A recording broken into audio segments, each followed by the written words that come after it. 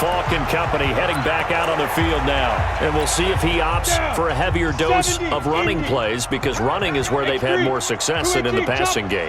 And the way they've spread it around to different people running it as well. It's not just been one principal guy who's carried the thing and moved the game forward for them. Whoever has touched it has given them good yardage. I think he's going to stay with that game plan. It takes the pressure off of him as a thrower. And a team effort, and they're winning on the scoreboard. You can see the time and effort and thought that they put into their passing game, because it was evident right there. It looks like a simple pitch and catch, but you and I both know that they have planned for this and worked hard to make it happen. Now it looks like we'll get a timeout, and we will. We've got an injured Packer on the field. Definitely the last thing you want to see here in a preseason game. We'll be right back.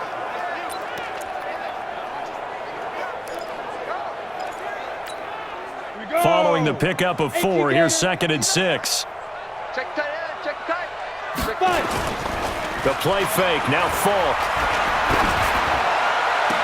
And on the left sideline, he caught it, but out of bounds, according to the head linesman.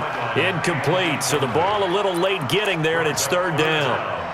Well, there's times when you see these catches that are made, and we just know the guys playing it are really wishing for college rules. Only need that one foot down instead of 2. It's awfully difficult on the sideline, isn't it? Now a 3rd down throw, but it misses the target. Incomplete. You got a young quarterback. Maybe that's just an example of a growing pain for him. I think you're right about that, because when the game starts to move fast and it moves quickly on him, a lot of times they fall back on what they know best, their arm. He's slinging it on this one. Had a wide-open target, but didn't have the proper footwork to increase his accuracy. False pass, intended for Trevon Wesco, incomplete. After review of the play. Well, he challenged the play. It did not pay off. And that means he lost a timeout in that challenge. And as a coach, you hate that. Don't know if you took the advice of the player, you threw it yourself, but it didn't go your way. At the end of the day, it all comes back to the head coach. He has the final determination on whether to actually challenge the play or not. In this case, it didn't pay off for him. And that's got to be so heartbreaking. You throw that flag, you probably feel really confident, and then all of a sudden, boom, you lose the challenge. Yeah, when you take a look at it, you're throwing that flag because you believe you're going to be right. And when it comes back the other way, you have to regroup. They go play action here on 1st down. His throw incomplete. Let's face it, if you want to get back into the game, these are the kind of throws you got to hit. He's wide open right there. Got to be able to get it to him, don't you think? And those are the throws that haven't been available to them every time he's dropped a pass. Yeah, that's a big miss. Back to throw now on 2nd and 10. Over the middle, complete. It's Shepard. And they'll get this well past midfield before being stopped just before the 35. A 1st down there on a pickup of 25. The goal for any offense versus his own defense, find the holes where guys are available and put the ball on the receiver before any defender can step up and fill it. They did it well there. Perfectly executed crossing route. And now a throw on 1st down there, but it's incomplete. Well, this at least is the right idea. I think they've got to get the tight end more involved. He had just 1 target in the 1st half, incomplete. Now incomplete here with the 1st target of the 2nd half. Yeah, should not stop them at all from going back to him to find him. Find him. A 2nd down pass play there, but it's incomplete. I think he's a little trigger happy right there, and it turned into an ill-advised throw into their zone. Well, we know he has confidence. He'll throw it any place, anytime, anywhere. That time it fell incomplete. This offense in desperate need of a conversion as they come up on 3rd down. Looking to throw. Boyle. Nowhere to escape, and he goes down. Quentin Williams with a big-time sack on 3rd down. It's a loss of 7. Well, they went with a nickel. They throw in an extra defensive back. Coverage was very good. Yeah, it was exactly as you would expect. A passing down, you bring in the nickel package. Just as you described, the coverage was excellent and allowed one of their linemen to end up getting to the quarterback. And this is off target to the left. Didn't get there anyway.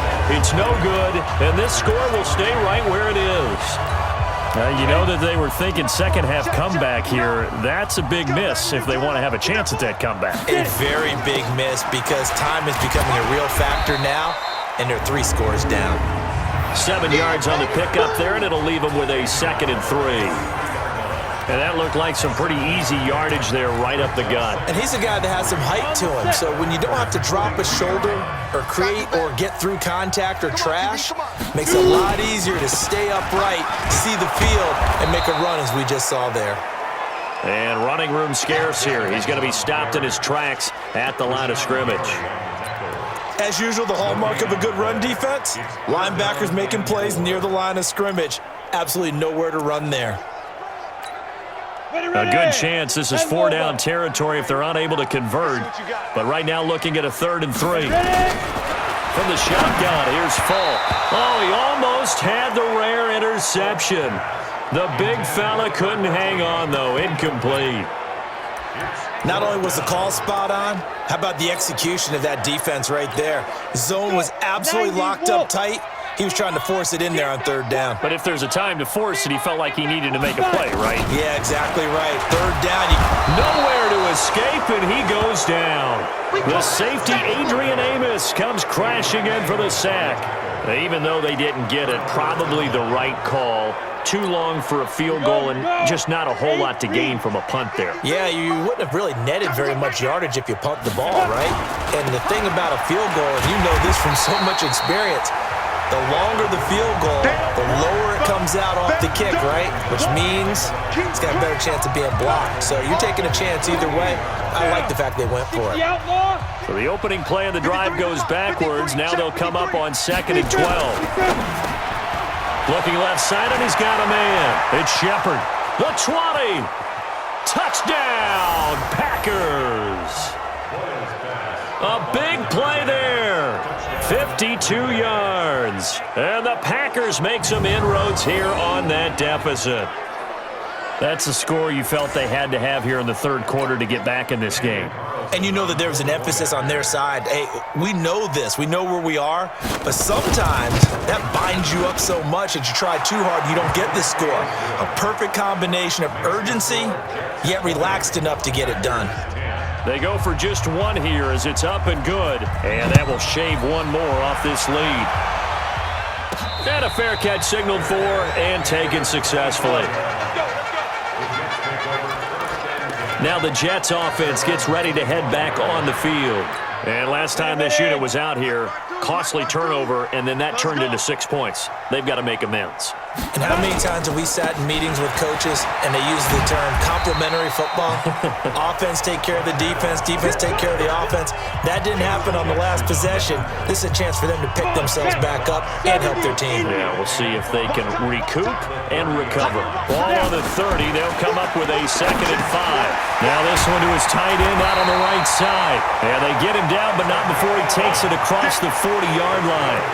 11 yards there, 1st down. Partner, it's a lot of fun watching the NFL now, isn't it? Because when the big fella runs routes, it used to be when we were kids, he'd run about 3 different routes, and that was it. Now he can run anything and catch the ball, as we just saw there. And he'll be taken down, but not before he gets into enemy territory.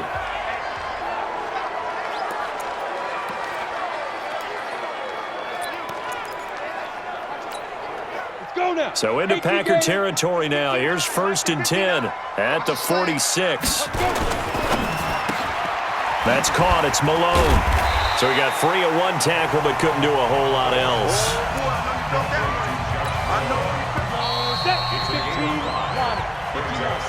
Three quarters in the books. And that'll do it.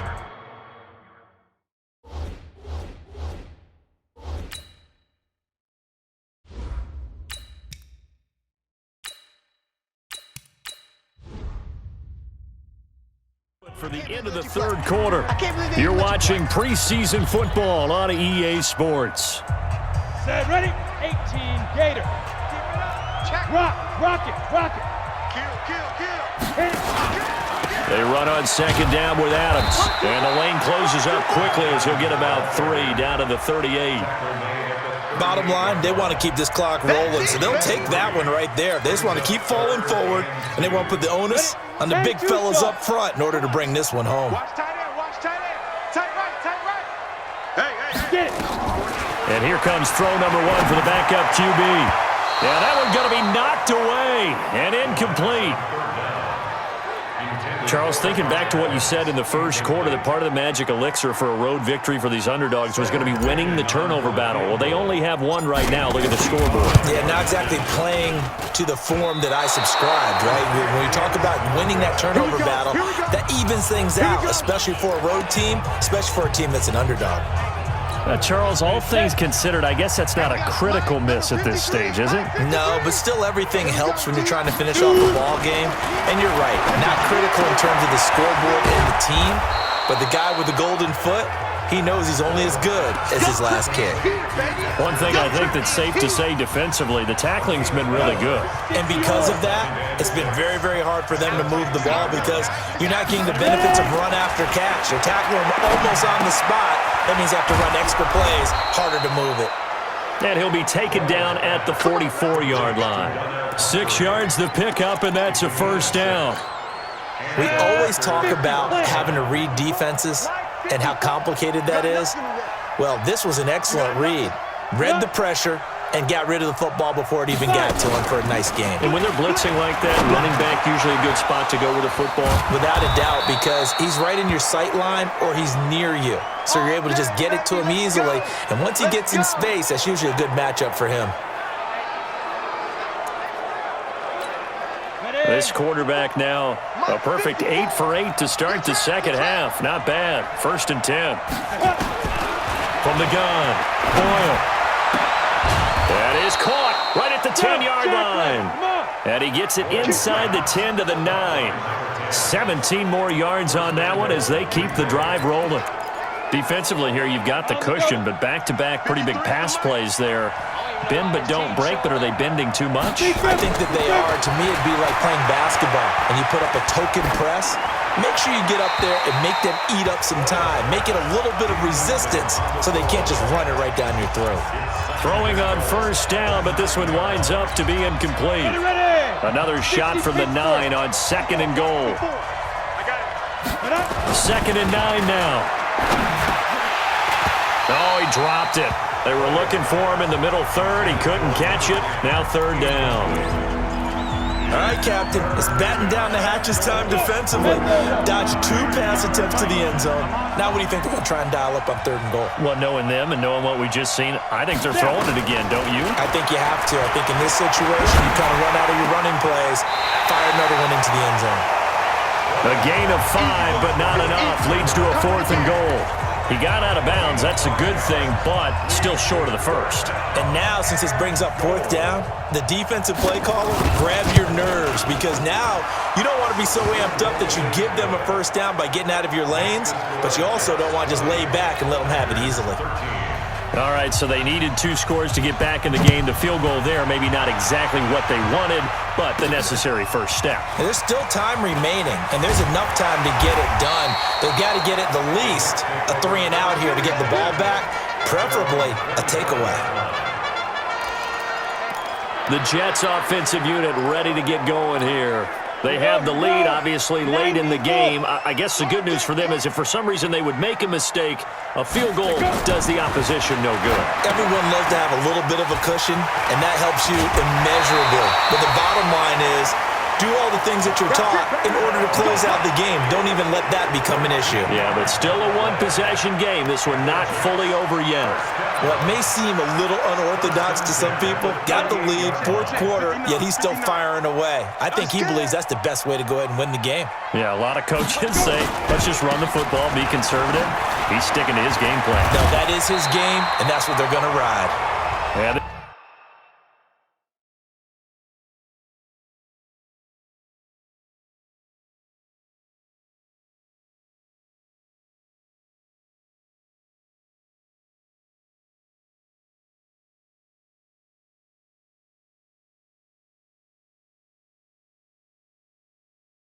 this will be good for a pickup of 9 to the 46. So the solid run on 1st, and I would imagine no real hurry to run that 2nd down play. No, it's all on your quarterback now. He's going to keep an eye on the play clock and bleed things down, and he's not going to let the ball be snapped until it's inside 3 seconds left on the play clock. Unless, of course, you're playing a video game, you're trying to run it up on your friend. Nice touch. Cold-blooded, too.